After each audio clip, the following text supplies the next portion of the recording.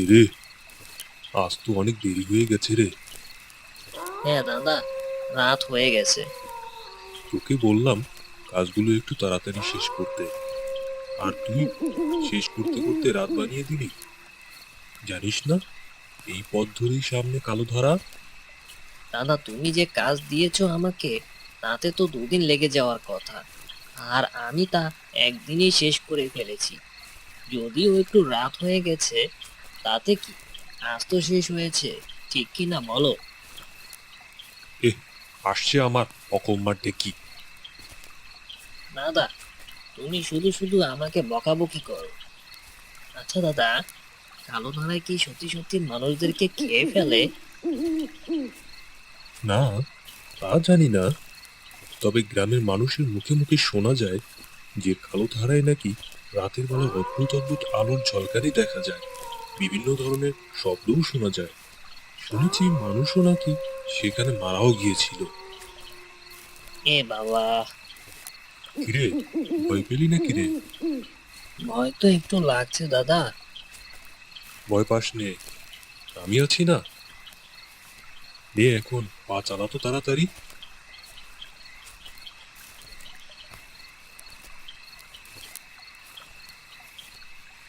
ও দাদা, ওটা কি?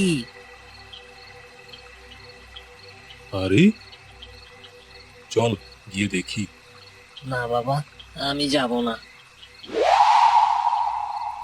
দাঁড়া, আজ না হয় মারবো, না হয় মরবো।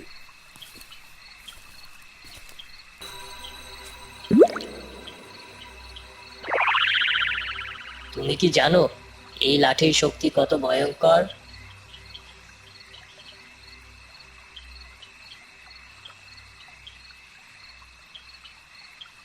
তাহলে দেখি তো এটা দিয়ে কি করা যায়। আচ্ছা দেখি, আমি যদি বলি অনেক বড় একটা আম সহকারে আম গাছ হোক।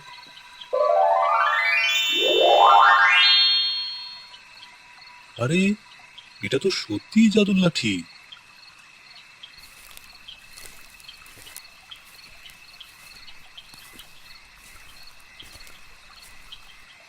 রতন, রতন, কি রে রতন? এই এই ভূত! ভূত! ওরে বাবা, ভূত! এই রতন, কি রে, তোর কি মাথা টাথা গেল নাকি? ভূত হবে তুমি, আমি তোর দাদা ভেদু। ও দাদা, তুমি বেঁচে আছো? আরে ধুর, কি বলিস এগুলো? আমি মরে গেলামই বা কবে? না মানে দাদা, মানুষ তো কালো ধারায় গেলে নাকি আর ফিরে আসে না, তাই আমি ভাবলাম তুমি আর হয়তো ফিরে আসবে না। আরে, কালো ধারায় গিয়ে তো আমাদের কপাল খুলে গেল রে। সেটা আবার কেমন করে? এই দেখ, এটা আবার কি? এটা একটা জাদুর লাঠি। এই লাঠিকে আমি যা বলবো ও তাই করে দিবে। ও, তাই নাকি? তাহলে তোমার ওই লাঠিকে বলো না আমাদের এই বাড়িটা পাকা করে দিতে, আমি একটু দেখি। আরে এখন না, পরে দেখবি। চল, এখন বড্ড ক্লান্ত লাগছে, কাল সকালে আবার জমিতে যেতে হবে।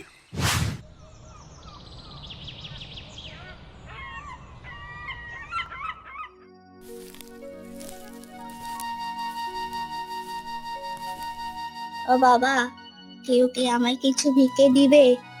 অনেক দূর থেকে এসেছি গো বাবা, কিছু ভিক্ষে দাও না গো বাবা।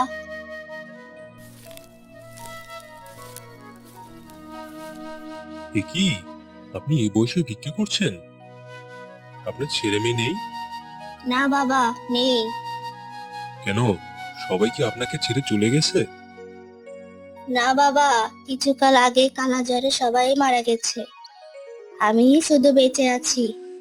এই বয়সে তো আর শক্তি দিয়ে কাজ করতে পারি না, তাই ভিক্ষে করে খেতে হয়। জাদুর লাঠিটা দিয়ে ওনাকে একটু সাহায্য করে গিয়ে। আচ্ছা, আপনি একটু অপেক্ষা করুন।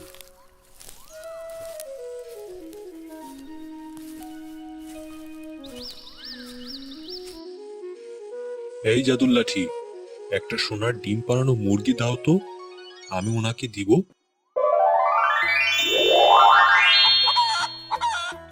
এই নিন, এই মুরগিটা আপনি নিয়ে যান। এটা সোনার ডিম দেওয়া মুরগি। আপনি ওই সোনার ডিম বিক্রি করে অনেক টাকা উপার্জন করতে পারবেন, আর আপনাকে ভিক্ষে করে খেতে হবে না।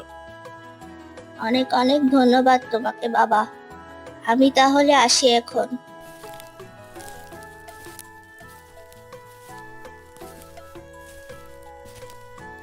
বাহ দাদা বাহ, দারুণ একটা লাঠি পেয়েছো, যেটা দিয়ে তুমি অসহায় মানুষদের সাহায্য করতে পারছো।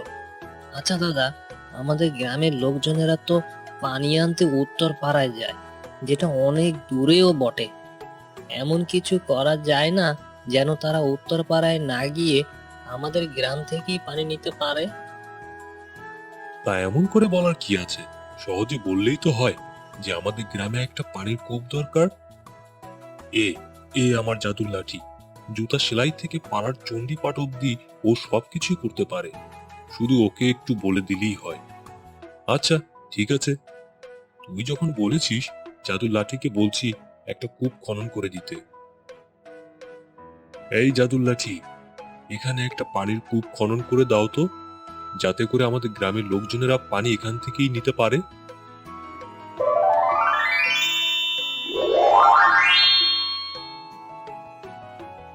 আচ্ছা রতন, তুই গতকাল রাতে বলেছিলি যে আমাদের ঘরটা জাদুর লাঠি দিয়ে পাকা করতে। কি করে দিব নাকি? হ্যাঁ দাদা, তোমার জাদুর লাঠিকে বলো না আমাদের ঘরটা পাকা করে দিতে। আচ্ছা দাঁড়া। এই জাদুর লাঠি, আমাদের ভাঙা ঘরটা পাকা করে দাও তো।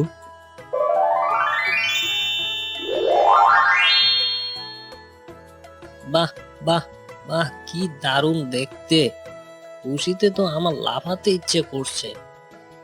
তা লাফা, দেখিস বেশি লাফাতে গিয়ে আবার হাড়গোড় ভেঙে ফেলিস না যেন। আরে না না, ওটা তো খুশিতে বলে ফেলেছি। তুই যে আরো কত কি বলবি। চল, এখন জমিতে গিয়ে দেখি কি অবস্থা। চলো দাদা।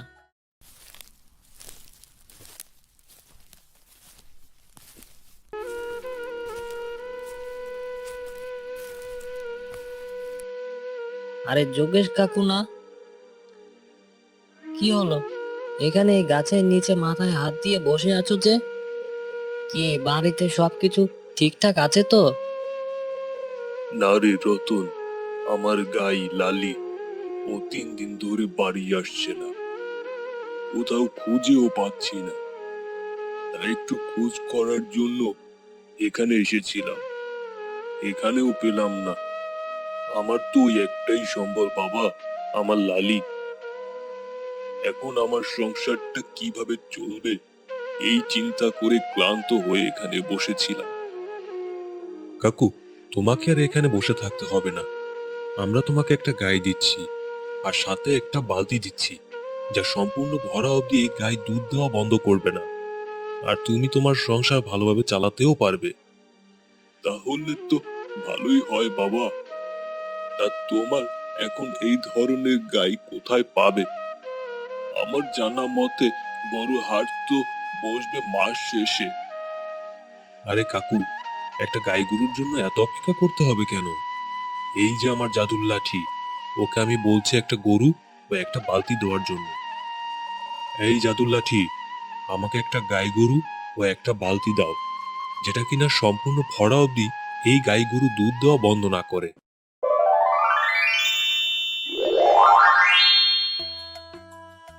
নাও কাকু, এবার এটাকে নিয়ে বাড়িতে চলে যাও। অনেক অনেক ধন্যবাদ বাবা। ঠিক আছে বাবা, আমি বাড়ি চলে যাচ্ছি।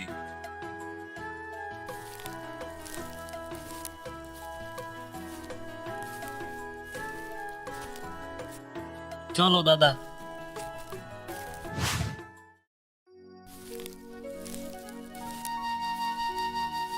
কিরে রামু, আজ তো দেরি করে আসলি কেন? কথা বাজার দিয়ে আসছিলাম, ওইখানে সবে বলছিল যে ওই দক্ষিণ পাড়ার ভেদু আর ওর ভাই রতন আছে না, ওরা নাকি একটা জাদুর লাঠি পেয়েছে। ওই জাদুর লাঠিকে ওরা যা বলে তাই করে। কি বলিস রে? সেটা আবার কেমন রে? হ্যাঁ কর্তা, ওরা ওদের ভাঙা বাড়িটি এখন পাকা করেছে ওই জাদুর লাঠি দিয়ে। তারপর ওই যোগেশ আছে না, ওকেও একটা গাই গরু দিয়েছে, সাথে একটা বালতি, যেটা কিনা ভরা অবধি দুধ দিবে। এরে, এই জাদু লাঠিটি যদি আমার হয় তাহলে কেমন হবে রে? আচ্ছা, ওদেরকে বলিস যে আমি ওদের ডেকেছি। আগে কর্তা।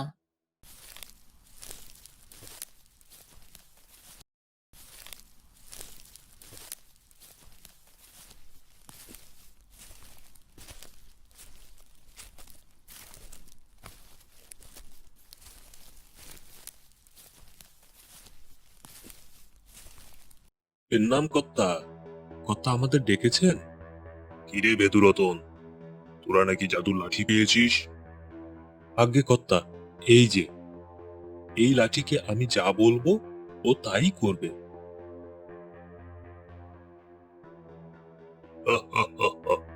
আমি এখন অনেক টাকা পয়সার ধন সম্পত্তির মালিক হব।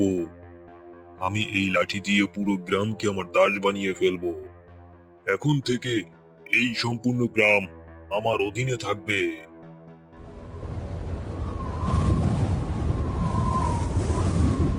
লাঠি, তুমি তোমার সব ক্ষমতা হারিয়ে ফেলো।